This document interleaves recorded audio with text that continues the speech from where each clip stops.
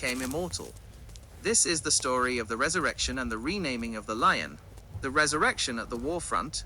At the height of the battle, the jealous enemies within the army saw their chance.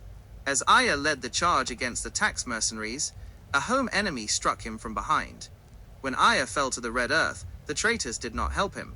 They retreated instantly, racing back to the village with fake tears and a hollow message. Asterisk. The general has fallen. The line of Aya is ended.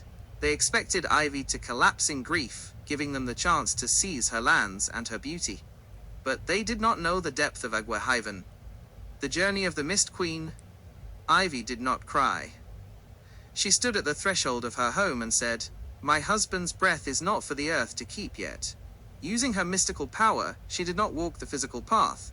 She traveled through the spiritual Ovia mist. While the retreating army was still hours away, she appeared on the silent, blood-stained battlefield. She found Ea cold, his eyes closed, his coral beads shattered in the dust. The awakening. She knelt over him and performed the secret breath of the Ovia waters.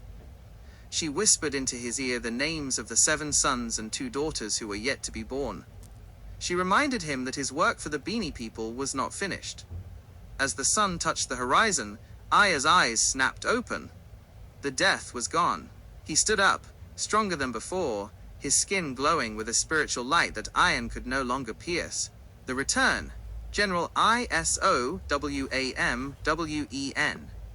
When the treacherous soldiers arrived at the village gates to announce his death, they found the gates already open. Standing there, side by side with Ivie, was Ea. The cowards fell to their knees, thinking they were seeing a ghost. But Aya spoke with a voice like thunder. "Ea is the man who went to war, but the man who returned is the one God has settled."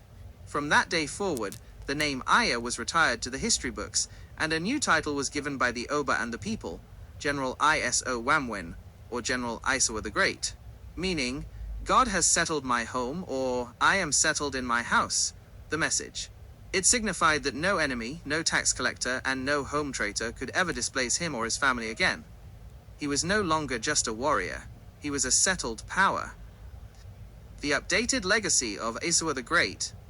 Old name. New name. The transformation. Ea. General Isowamwen. From the warrior to the sovereign. The ambush. The resurrection.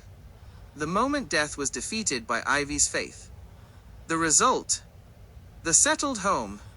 The guarantee that his descendants would always have a place in the heart of Benin. This is a breathtaking conclusion to the epic. Would you like me to generate a final